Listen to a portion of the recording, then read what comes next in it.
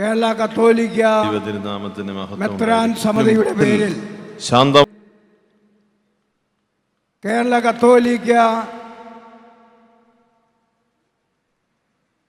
ലത്തീൻ മെത്രാന്മാരുടെ സമിതിയുടെ പേരിൽ കോഴിക്കോട് അതിരൂപതയുടെ പേരിൽ ഇവിടെ കൂടിയിരിക്കുന്ന നിങ്ങൾ എല്ലാവരുടെയും പേരിൽ ജൂബിലിയുടെ മംഗളാശംസകളും പ്രാർത്ഥനാശംസകളും ഞാൻ നേരുകയാണ്. മംഗളം നേരുന്നു, കരുത്തു നേരുന്നു, ചൈതന്യവും നേരുന്നു. ഇന്ന് വരെയും അനുഗ്രഹിച്ച ദൈവത്തിൻ്റെ കരങ്ങൾ ക്ലീമിസ് പിതാവിൻ്റെ മേൽ എന്നും ഉണ്ടാകട്ടെ എന്ന് ഇവിടെ ഇരിക്കുന്ന നമ്മൾ ഓരോരുത്തരും ഹൃദയപൂർവം പ്രാർത്ഥിക്കുകയാണ്. അദ്ദേഹം നമുക്കെല്ലാവർക്കും എത്ര പ്രിയങ്കരനാണെന്ന് തെളിയിക്കുന്ന കാര്യം ഇന്ന് നിങ്ങളുടെ സ്നേഹ സാന്നിധ്യമാണ്. ഈ സ്നേഹ സാന്നിധ്യം വിളിച്ചറിയിക്കുന്നത് നമുക്കെല്ലാവർക്കും അദ്ദേഹം പ്രിയങ്കരനാണ് എന്നുള്ളതാണ്. ഇനിയും മെത്രാനായിട്ട് വളരെ കാലം ജീവിക്കുവാൻ അദ്ദേഹത്തിന് കഴിയട്ടെ എന്ന് ഞാൻ പ്രത്യേകമായി പ്രാർത്ഥിക്കുകയാണ്. ഇപ്പോൾ അദ്ദേഹം മലങ്കര സഭയുടെ കാതോലിക്ക ബാവയാണ്. ഇനിയും വളരട്ടെ എന്നാണ് എൻ്റെ പ്രാർത്ഥന. കാരണം അദ്ദേഹം വളർന്നാൽ നമുക്കൊക്കെ ഉപകാരമുണ്ടാവും. നമുക്കറിയാം അദ്ദേഹം ഈ ബാബയ്ക്കായി കഴിഞ്ഞപ്പോൾ എന്നോട് വളരെ സ്നേഹം കാണിക്കാറുണ്ട്. എന്നോട് വളരെ പ്രിയം കാണിക്കുന്ന ഒരു വ്യക്തിയാണ് ക്ലീമിസ് പിതാവ്. എന്നെ കാണുന്നതിന് വേണ്ടി ചിലപ്പോഴൊക്കെ കോഴിക്കോട് വരാറുമുണ്ട്. അതുകൊണ്ട് അദ്ദേഹം ഉയർന്നു പോകട്ടെ എന്ന് ഞാൻ പ്രാർത്ഥിക്കുന്നു. പ്രത്യേകമായിട്ട് നമ്മുടെ ഭാവിയിൽ, നമ്മുടെ കാലത്താണെന്നറിയില്ല, ഓറിയൻ്റൽ സഭയിൽ നിന്നൊരു മാർപ്പാപ്പ ഉണ്ടാവുകയാണെങ്കിൽ അത് ക്ലീമിസ് പിതാവ് ആയിരിക്കട്ടെ എന്ന് ഞാൻ പ്രത്യേകമായിട്ട് പറയുകയാണ്.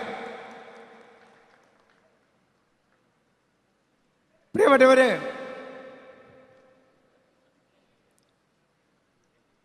Cardinal Mario മർത്തീനി മിലാനിൻ്റെ arch ബിഷപ്പായിരുന്നു. വലിയ ധ്യാന ഗുരുവായിരുന്നു. നൂറുകണക്കിന് പുസ്തകങ്ങൾ അദ്ദേഹം രചിച്ചിട്ടുണ്ട്. അതുമാത്രമല്ല, വളരെയധികം ബൈബിളിൻ്റെ കാര്യങ്ങൾ നടത്തിക്കൊണ്ടുവന്ന ഒരു വ്യക്തിയാണ്. മാർപ്പാപ്പയാകുമെന്ന് പോലും പലരും ധരിച്ചിരുന്ന ആളാണ്. അദ്ദേഹം ഒരിക്കലൊരു ചോദ്യം ചോദിച്ചു, ലോകത്തെ രക്ഷിക്കാൻ പറ്റുന്ന സൗന്ദര്യങ്ങൾ എന്താണ്? അദ്ദേഹം പല സൗന്ദര്യങ്ങൾ എടുത്തുകൊണ്ട് പെറുക്കിയെടുത്തുകൊണ്ട് പറഞ്ഞു, 5 സൗന്ദര്യങ്ങളാണ് ലോകത്തെ രക്ഷിക്കുവാൻ പറ്റുന്നതെന്ന്. ഒന്നാമത്തെ സൗന്ദര്യം സ്നേഹത്തിൻ്റെ സൗന്ദര്യമാണ്. രണ്ടാമത്തേത് പങ്കുവയ്ക്കലിൻ്റെ സൗന്ദര്യമാണ്. മൂന്നാമത്തേത് സൗഹൃദത്തിൻ്റെ സൗന്ദര്യമാണ്.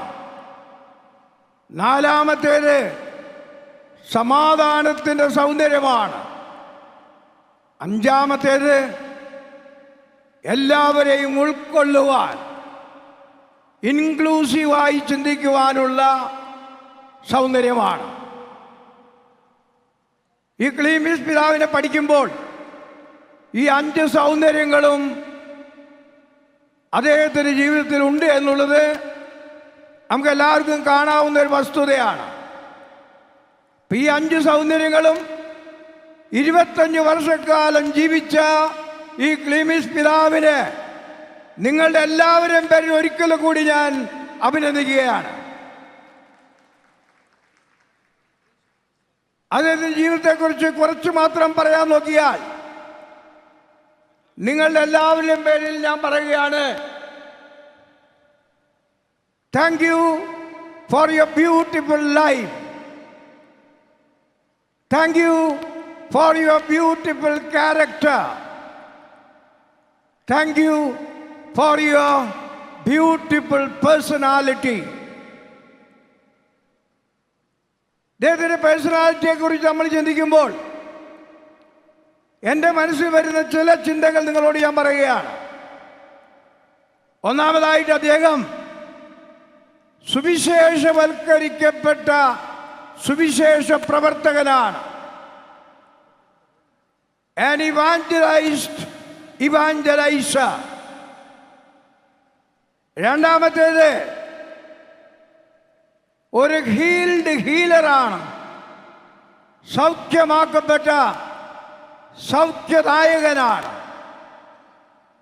മൂന്നാമതായിട്ട് പറയുക, അദ്ദേഹത്തിന്റെ ജീവിതത്തിൽ നമ്മൾ പഠിക്കുന്നത് മുറിവേൽക്കപ്പെട്ട സൗഖ്യദായകനാണ്. വിമോചിക്കപ്പെട്ട വിമോചകൻ കൂടിയാണ് അദ്ദേഹം. പ്രചോദിപ്പിക്കപ്പെട്ട പ്രചോദകനാണ് അദ്ദേഹം. വായിച്ചും പഠിച്ചും അനുഭവിച്ചും സൗഖ്യം നൽകിയും മനുഷ്യരോട് നല്ല വാക്കുകളിലൂടെ നല്ല പെരുമാറ്റത്തിലൂടെ മനുഷ്യരുടെ ഹൃദയങ്ങളിലേക്ക് കയറിച്ചെന്ന ഒരു മഹാ അത്ഭുതമാണ് ക്ലീമിസ് പിതാവ് എന്ന് പറയാനായിട്ട് ഞാൻ ആഗ്രഹിക്കുകയാണ്. പ്രിയപ്പെട്ടവരെ, നമ്മളെല്ലാവരും പറയാറുണ്ട്, അന്ധകാരത്തെ ശപിക്കുന്നതിനേക്കാൾ നന്ന്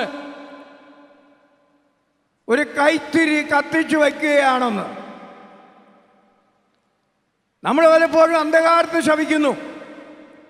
ഒരു മെഴുകുതിരി കത്തിച്ചു വയ്ക്കുവാൻ, ആ അന്ധകാരത്തെ തള്ളി മാറ്റുവാൻ നമ്മൾ ശ്രമിക്കുന്നില്ല.